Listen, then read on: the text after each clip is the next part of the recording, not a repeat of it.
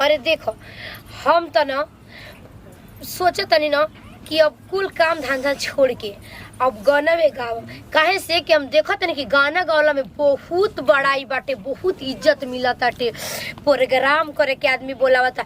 देखो गाना गाइला के बाद अच्छा से हिट हो जा तो 2 पैसा के आदमी रहता, ठीक बा। हम तो यही सोचा तनी कि अब कुछ काम धाम छोड़, मुँह मारा काम धंधा के, आराम से बैठ के गाना गाओ। देखो हमारा से बूढ़ बूढ़ गावते वही से ट्रैक्टर में बाजेला कोनो गाना ना तो हम पहले के ध्यान से सुने नहीं कि का गावो ताटे, हमू सीखे नहीं।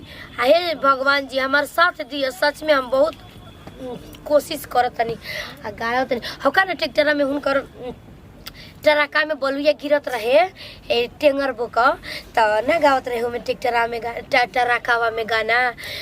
कैसे हम तो अपन बेटा पोतों से कहम कि हमरा के गायकार बना दस, ना बने बस तो जिंदगी भर पछताई, बस बना दस 2 पैसा के तोनियो का आदमी रह बस। हम कौन गाना गावत रहे टराकावा में, हाँ हाई वाला गाना गावत रहे। लड़का कहते रहे जिंदगी भर करम तोहर भर पाई, लड़के कहते तो हमके दुल्हन बना लो ना तो दोसर लेके जाई, ई जवानिया के मजा कोनो दोसरे उठाई, हमरा पीछे पड़ल बाड़े हमर जीजा जी के भाई। कतना निक लागत रहे। अरे का बताई हमार घर वाला नहीं सन दोगली बाड़न सा साथ देता से तमेज रहती के मुंबई रहती, पवन सिंह संगे गाना गई, खेसारी संगे गई थी। का बताएंगे अब हमार किस्मत का कहताटे। चल अब तो हमारा के गाने में गावे के बाटे, अब तो कुछ हो काम का गोली मारो, खाली अब गाना गाई जा तनी छत पर गाई ए जाता गाई ना छत पर आराम से उतर लुका के गाई बजाई नाचम तक कोनो दिक्कत नहीं, केहू देखबो करी तो क्या करें। हम तो परेशान बनी, माई पता नहीं कितना गंदा गाना गवाती है, ऑर्केस्ट्रा गाना गवाती है।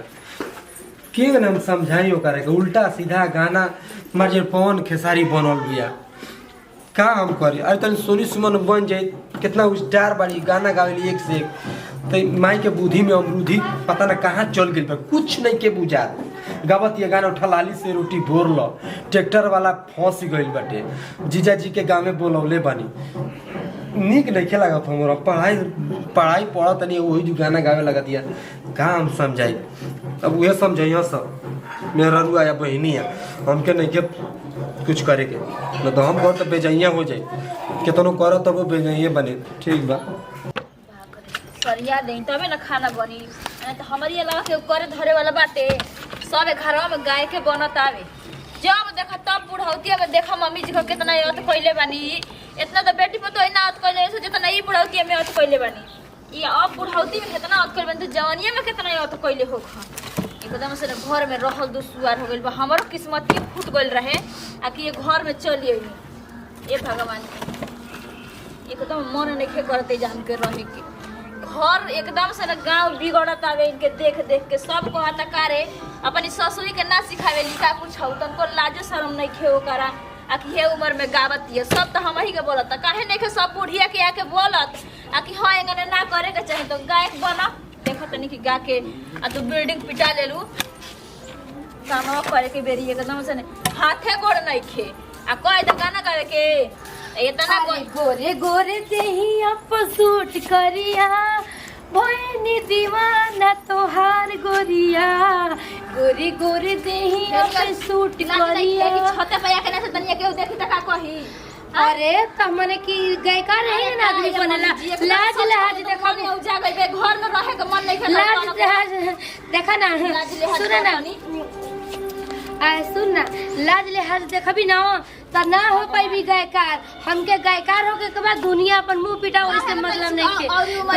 हरियर खेतावा में उजरा बकुलावा हम देखनी त एगो कोहड़ा के फुलावा हम दे दाए और बाए के ही बेटर लाग है तो दोनों इंडिकेटर है तो दोनों इंडिकेटर। भगवान जी इनके पूछाओ काहे ले लेकिन फर्क पड़े वाला नहीं के सच कहे हम घर में छोड़ के चल जाता नहीं सब गांव नगर बिगड़ता आपके देख देख के। अरे 24 घंटा घूंघट में अम्मा जी हम रहब ना, 24 घंटा घूंघट में पतोह जी हम रहब ना, मॉडल जुग के बुढ़िया हई अतना सासत सहब ना।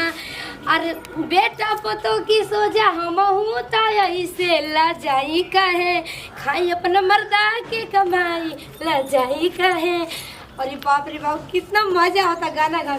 सच में कहो तो कुछ कह कुल काम करके देखो और ई काम करके देखो कितना में मजा आवत अटे।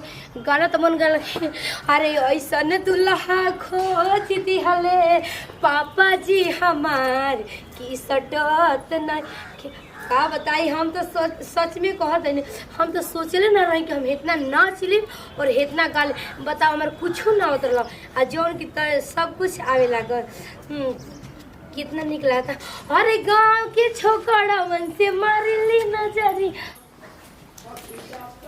क्या करी हम तो परेशान बनी माई से। रामचंद्र कहत है कि तोर माई पता ना उल्टा सीधा गाना गावा ऑर्केस्ट्रा गाना गावतिया समझे में नहीं डांस करतिया। का भइल जी?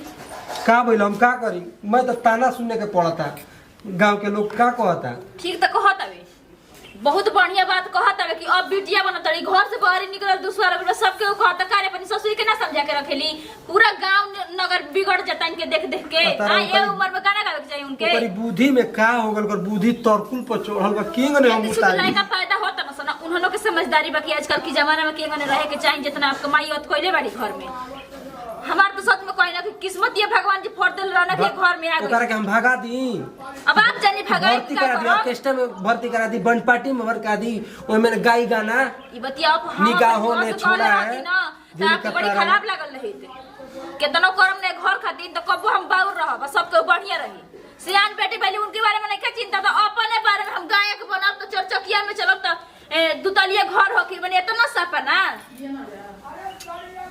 आपके कोनो बात नहीं का हम करी हम परेशान बनी कि हमनिए के चलल जा कहीं बॉम्बे छोड़ छाड़ दी जा अपन यही जो रही अपन लोगन का ताना सुनी सुनस कुछ और करो हमके नहीं फर्क पड़े वाला। हम तो केतनो समझाओ तन मन से समझाओ तन या बोलतिया तन देख देख मन से समझाओ तनी प्यार से समझावल जाला तन बुझावल जाला ओका बुद्धि ना लइकन का बुद्धि हो गइल बा। आप इतना प्यार से जाके समझाई ना ई मन हम समझाई का हम कर देख बेटे न जे समझाई सियान लड़की बड़ी ना उनका बियाह हुआ को के हटाई आ जौन उनका बुझा दे तौन करल कर हटी कहां जाता रे क्या तनी मोरे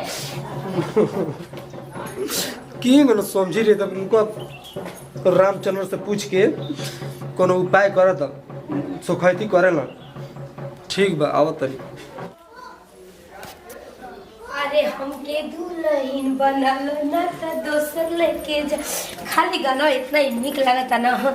आई तू हंसी के बोलल ये जान दिलावा के दर्द बढ़ गइल तू हंसी के बोलल ये जान दिलावा के दर्द बढ़ गइल। देखो तोहरा प्यार में पागल ई दीवाना हो गइल तू हंस के बोलल ये जा।